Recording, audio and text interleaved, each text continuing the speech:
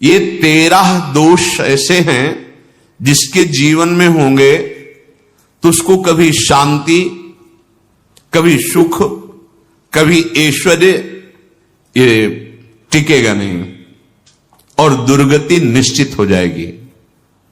बहुत ध्यान से सुने। एक श्लोक में 6 दोष और दूसरे श्लोक में 7 दोष। उपासक को कभी इन दोषों को अपने अंदर टिकने नहीं देना चाहिए। और जो संसार के मार्ग में चल रहे हैं, अगर इन दोषों में चलेंगे तो वो जो आपके पुण्य कर्मों से ऐश्वर्य है भी वो नष्ट हो जाएगा। आप दुख, चिंता, शोक से ग्रसित होकर बड़ा दुख में जीवन व्यतीत करेंगे और आपकी गति बिगड़ जाएगी, दुर्गति हो जाएगी।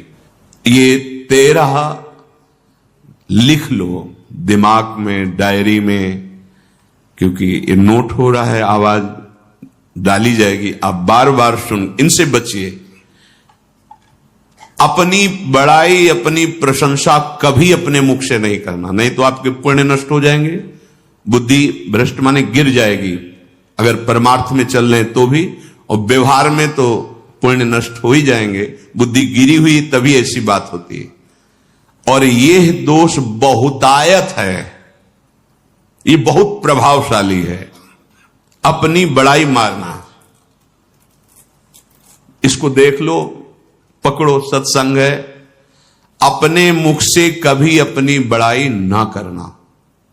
अगर कोई अपने मुख से अपनी बड़ाई करता है तो उसके सुकृत नष्ट हो जाते हैं, बुद्धि भ्रष्ट माने गिर जाती, पतित हो जाती है, फिर निर्णय ठीक नहीं। अगर हमारा सारथी, हमारा ड्राइवर मूल हो तो कहीं भी हमको गिरा देगा, तो वो बुद्धि भ्रष्ट मतलब गिर जाती है, निर्णय करने लायक नहीं रहती। अपनी प्रशंसा अपने मुख से करना। दूसरा, लोलुपता, ये वृत्ति नहीं होनी चाहिए। धर्म से चलेंगे, धर्म के द्वारा जो हमें प्राप्त होगा उसी से हम अपना भरण पोषण करेंगे। आपके बच्चे स्वस्थ होंगे, बुद्धिमान होंगे, परिवार में बहुत सुख और शांति होगी। भले दीपक की तरह जलो, बहुत काल तक रहेगी। लक्ष्मी जी भी आपके घर में बहुत काल, हम ये नहीं कहते कि बहुत नहीं, जितनी है बहुत सुख शांति से चलोगे। अगर लोलुपता करोगे, हिंसा, छल कपट, व्यभिचार, चोरी, ऐसे धन आ जाए, वो आएगा, लेकिन वो हाइलोजन की तरह आएगा, एकदम प्रकाश और फ्यूज, बिल्कुल अंधकार करके जाएगा। देख लेना, तुम्हारे जो सुख के हेतु हैं, तुम्हारा शरीर, तुम्हारे बच्चे, तुम्हारी पत्नी, तुम्हारा परिवार, उसको देख के तुम रात दिन जलोगे बिना आग के। ऐसे उनके आचरण होंगे, ऐसे उनके अंग होंगे, ऐसे उनके दिमाग होंगे, ऐसा उनका व्यवहार होगा। ये लोलुपता अगर उपासक में या किसी में है तो उसको नष्ट कर देती है। सावधान। तीसरा, यदि आपका अपमान होता है तो आपको उसे सहन करना होगा, उससे आपके पाप नष्ट हो जाएंगे। जो तनिक सा भी अपमान होने पर बहुत क्रोध करके दूसरे का अपकार करने लगता है, ये आपका पतन करा देगा, ये आपको फंसा देगा, हृदय जलेगा, अर्थव्यवस्था नष्ट होगी, पूरा परिवार दुखी होगा। जरा सा अपमान की संभावना में आप किसी से भी भिड़ गए, किसी से भी, वो ये प्रवृत्ति आपका पतन कर देगी। और अगर आप सह गए तो आपका सहना उसके लिए आग बन जाएगा। उमा क्षमा साप होते भारी, तुम्हें दंड देने की जरूरत नहीं, उसका एक कर्म ही उसे दंड दे देगा। आप शांत हो जाइए, आप सत्संगी हैं, आप शांत रहिए। चौथा, निरंतर क्रोध और उसका चिंतन। बैठे बैठे बस द्वेषियों का चिंतन ही हो रहा है, अंदर क्रोध का चिंतन और द्वेषियों का चिंतन ही हो रहा है। द्वेष भरी बातें, द्वेष भरे क्रियाएं, उन्हीं का चिंतन करके जलते रहना क्रोध से। उपासक को तो क्रोध करना ही नहीं चाहिए, बहुत शांत। ठीक है, अभ्यास में कभी क्रोध हो सकता है, उसको फिर समन करो, अंदर से प्रायश्चित, जैसा कि अब गलती हुई, आगे नहीं करेंगे। और व्यवहार में भी क्रोध को आप पीना सीखें। अगर बार बार आपका क्रोध प्रकट होता ही रहेगा, आपका स्वभाव बिगड़ जाएगा, आपके पुण्य नष्ट हो जाएंगे और आपका जीवन नष्ट हो जाएगा। देने वाला उतना दे देगा आपको, आनंदित रहो। पैसा खर्चा, सब पूरे जीवन का विध्वंस मचा दिया क्रोध ने। कहीं भी आप देखो, किसी से क्रोध करके देखो, फिर देखो तुम्हारा भजन चल रहा है, तुम्हारी वो आनंद वृत्ति है नहीं, जलोगे और वो जलन और गुस्सा दिलाएगी और वो बैठे बैठे जलो नहीं। ये क्रोध जो है, ये चाहे व्यवहार में हो चाहे परमार्थ में, दोनों की हानि करने वाला है। और आश्रित जनों की रक्षा ना करना। अगर कोई भाग कर आपके पास आ गया है, कोई पशु पक्षी या कोई मनुष्य, आपको चाहिए कि अब चाहे हमारे पहले प्राण जाएं, उसकी रक्षा करेंगे। सीबी जैसे तो कोई बिरले ही होते हैं, पर इतना जरूर ध्यान रहे, जैसे कोई पशु पक्षी किसी भय से आपके सीमा के अंतर्गत आ गया है, अब उसकी रक्षा करनी है आपको। अगर आप स्वयं मार देते हैं या मरवा देते हैं, या आपके सुकृत नष्ट कर देगा, या आपकी दुर्गति का कारण बन जाएगा। और जो पाप कर्म उत्साहित होकर करते हैं, उपासक को तो बहुत सावधान रहना चाहिए, पर व्यवहार में भी जो नहीं करना चाहिए, अगर वो पाप कर्म आपके द्वारा मन में प्रेरित हो रहे हैं, संकल्प बन रहा है, क्रियाएं हो रही, दुर्गति पक्की, पुण्य नष्ट हो जाएंगे, दुख अशांति बढ़ती चली जाएगी, कभी शांति नहीं प्राप्त कर पाएंगे। ऐसा नहीं कि जो मन में आवे सो करें। पापाचरण निडर और उत्साहित होकर करना, अगर ऐसे लक्षण है, निश्चित दुर्गति होती है।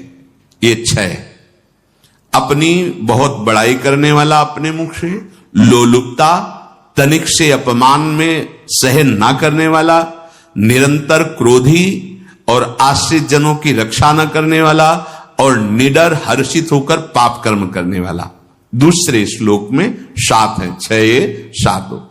1, संभोग का ही चिंतन करना, संभोग में ही मन लगाना, संभोग दूसरी स्त्रियों के साथ करने की भावना रखना, जीव नष्ट हो जाता है। ठीक है, धर्मयुक्त काम भगवान ने आदेश किया है, आपका पाणिक ग्रहण संस्कार हो गया है, संतानोत्पत्ति की भावना से कुछ पवित्र तिथियों का त्याग करते हुए चर्चा में हुई है। एक नियम है, एक आदेश है शास्त्र का। आप बहुत काम प्रवृत्ति वाले हैं तो प्रत्येक मास में जब माता बहनें पवित्र हो जाती मासिक धर्म से, तो जिनका पाणिक ग्रहण आपने किया, जो पत्नी स्वरूप है, वो ठीक है। वहां भी बार बार के लिए व्यभिचार प्रवृत्ति के लिए शास्त्र आदेश नहीं करता, संयम पूर्वक, और उसका चिंतन नहीं करना। पाणिक ग्रहण संस्कार है, घर में विराजमान है, एक संयम एक नियम के अनुसार उसका चिंतन तो फिर भ्रष्ट कर देगा। चिंतन प्रभु का करना है, चिंतन प्रभु की सेवा जो आपके कर्तव्य, इसके चिंतन से बचो। घातक है, बहुत बड़ा जहर है, अगर विषय चिंतन होने लगा तो मरोगे, जिंदा जलोगे, दुर्गति भी होगी। ये अंदर की जो आग है ना, कामाग्नि, ये इतनी बढ़ती चली जाएगी, तुम्हारे होश खराब हो जाएंगे कि मुझे क्या करना चाहिए क्या नहीं करना चाहिए। कोवा मदांधो मदना तुरोवा, अंधा हो जाएगा, नहीं दिखाई देगा अनुजा तनुजा क्या है कौन है, कुछ नहीं, भ्रष्ट बुद्धि। संभोग का चिंतन नहीं। धर्मयुक्त काम आदेश है शास्त्र में। यदि आप प्रवृत्ति मार्ग में हैं तो अपनी पत्नी को जो पाणिक ग्रहण स्वीकार किया है, वहां भी पवित्र तिथियों का त्याग करते हुए, एकादशी है, रामनवमी है, नव दुर्गा है, जन्माष्टमी है, राधाष्टमी, जो पवित्र तिथियों का त्याग करते हुए, और ऐसे जो मर्यादाएं हैं उसके अनुसार। और कहीं पराई स्त्री के साथ संभोग की बात, निश्चित दुर्गति पक्की है। ऐसे ही माताओं के लिए है, स्त्री शरीर के लिए है। यदि वो ऐसी गलत चेष्टा तो पतिवंचक परपति रति करई, रो नरक कल्प सत परई। ये भोग चिंतन से बचने की चेष्टा कीजिए तो क्रिया से अपने आप बच जाएंगे। विषमता रखने वाला, सबके साथ बर्ताव ऐसा कि मैं बहुत श्रेष्ठ हूं और दूसरे सब नहीं, ऐसा व्यवहार नहीं। सब भगवत स्वरूप हैं, समान व्यवहार। जैसे आपके भोजन है तो जो आप पा रहे हो वही सबको दीजिए। बैठने की व्यवस्था, उठने की व्यवस्था, क्रम बाय क्रम, पर उसको भी नीच भाव से मत देखिए। उस कोटि का उसको प्यार दीजिए, दुलार दीजिए, सम्मान दीजिए। इतनी विषमता ना फैलाते रहे अपने जीवन में कि आप सबके निंदा के पात्र बन जाए। विषमता नहीं, सबको प्यार। हाँ ठीक है, पुत्र का अलग प्यार है, भाई का अलग प्यार है, पिता का अलग प्यार है, पर हमारा व्यवहार प्रीति युक्त होना चाहिए, विषमता भरा नहीं होना चाहिए। अगर हमारे चित्त में विषमता ही रही तो संसार है, प्रभु नहीं है। जीत विषम संसार कीर्ति जग बिस्तर है। जो विषमता पर विजय प्राप्त कर लेता है वही भगवत प्राप्ति का अधिकारी। ये विषमता बहुत बड़ी हानि है। तीसरी बात, अत्यंत मानी होना। जहां आपके प्राण कमजोर होंगे, पुण्य नष्ट होगा, आयुश्री सब नष्ट होना है, ऐसे आचरण करवाएगा गुरुजनों के साथ, महापुरुषों के साथ। ये बहुत नीच प्रवृत्ति है। अत्यंत मान प्रियता, मुझे सम्मान मिले, उत्तम प्रवृत्ति है। सबको मान देना, स्वयं अमानी रहना। चौथा, दान देने की बात कह के मुकर जाना या दान देकर पश्चाताप करना।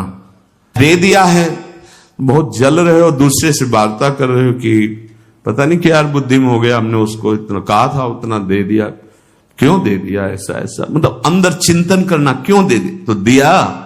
इसके बाद जो आपका जलन हो रही, पश्चाताप, सुकृत नष्ट हो रहे हैं। दान देकर पश्चाताप करना या दान देने की बात कह के मुकर जाना। जैसे आपने कह दिया आपको इतना इतना ऐसा, अब आप मुकर गए, ब्याज सहित तुम्हें देना होगा, ये तुम्हारी दुर्गति का कारण बन जाएगा। ऐसे ही नहीं बोलना चाहिए, बहुत होश से। वाणी एक अमोल है, जो कोई बोले जान, ये तराजू तौल के तब मुख बाहर आन। पांचवा, अत्यंत कृपण होना। ना परिवार को सुखी कर पा रहा, ना अपने को सुखी कर पा रहा है। एक एक सिक्का बैंक में जो मर गया। धन की वास्तविक गति यही है कि अपने परिवार को खूब उसकी अनुकूलता प्रदान करो, उसमें से कुछ हिस्सा किसी ऐसे को जिससे तुम्हें बदले में कुछ लेने की भावना ना हो। कोई साधु महात्मा, गाय, पशु, पक्षी, किसी भी जीव बीमार है, शरीरधारी, उसके जिससे कुछ कभी लेने की भावना ना हो, एहसान की भावना ना हो। सो धन धन्य प्रथम गति जाकी, धन्य हो गया उसका धन। अब वो कृपण का धन किसी काम में, ना स्वसुख, ना परिवार के सुख, ना धर्म कार्यों में, व्यर्थ जीवन चला गया। उसी धन का चिंतन करना, उसी का संग्रह करना और उसी की रक्षा करते करते शरीर छोड़ देना। तलाओ धर्म, अर्थ, काम, मोक्ष। और जो बालक, स्त्री, पागल, असहाय, जो इनकी रक्षा न करके इनकी हानि करता है, दुर्गति निश्चित है। माना आपकी पत्नी है, उसका स्वभाव बिगड़ा हुआ है, क्रोधी है, कटु वचन बोल, लेकिन आपके ही प्रारब्ध के लिए, माना आपका पति ऐसा स्वभाव वाला, पर आपके ही प्रारब्ध से तो संयोग बना है आकर, अब इसका निर्वाह कर ले जाओ तो पवित्र हो जाओगे दोनों। और अगर झगड़ा और लड़ाई और मारपीट और कहीं हिंसा आदि के रूप में उतर गए तो फिर और करनी बिगड़ गई। बालक है, आप उसको ज्ञान नहीं कि आप पवित्र है, कि आप पवित्र है, उसको ज्ञान नहीं कि आप उसके साथ व्यवहार अच्छा कर रहे हैं कि बुरा कर रहे हैं। रक्षा करनी है आपको, शोषण नहीं करना। कह रहे स्त्री, बालक और पागल, जिसे विक्षिप्त है, पागल है, आपको रक्षा करनी है। बन जाए तो उसको भोजन, ऐसा नहीं कि ईट मारो, उसको अपमानित करो। उसकी बुद्धि खराब है, प्रारब्धवशात खराब हो गई है, तो शास्त्र आज्ञा करता है स्त्री, बालक, जैसे पागल, विक्षिप्त आदि हैं, असहाय है, असमर्थ है, बूढ़ा है, वो आप सेवा भी करो तो वो गाली दे सकते हैं, उनकी बुद्धि बिगड़ गई। आपको उनको दंड नहीं देना, मारना नहीं है आपको। मान लो आपके बड़े बूढ़े बुजुर्ग जन हैं, आप सेवा भी कर रहे हो तो आपको कटु वचन बोल सकते हैं, आपकी निंदा कर सकते हैं, लेकिन आपको उनके साथ व्यवहार सद करना है। अगर आपने इन दोषों को स्वीकार किया तो निश्चित आपकी दुर्गति होगी, न इस लोक में आपको शांति मिलेगी, न परलोक में। इसलिए इन दोषों को बार बार सुन करके और हृदय में जांचो कि कहीं है तो नहीं। अगर है तो सत्संग, भजन बल, भगवत प्रार्थना के बल से इन दोषों का त्याग कर दो, जीवन मंगलमय हो जाएगा। से अगर अच्छी क्रियाओं को देख रहे हो कि प्रभु करा रहे, तो बुरी क्रियाओं का संकल्प ही नहीं उदय होगा। अहम गलित हो गया तो अहम में ही तो सारे विकार रहते हैं। हर समय प्रभु के सामने कृतज्ञ रहो, कितनी कृपा, क्या हमसे लेना है आपको, आप तो पूर्ण काम हो, हमें इतना दुलार कर रहे हो। बलिहारी प्रभु, वो बार बार मन उनके चरणों में लौटता रहता है। प्रभु का विधान सर्वज्ञता से पास हुआ है। वो खूब आगे की, पीछे की, मध्य की सब बात सोच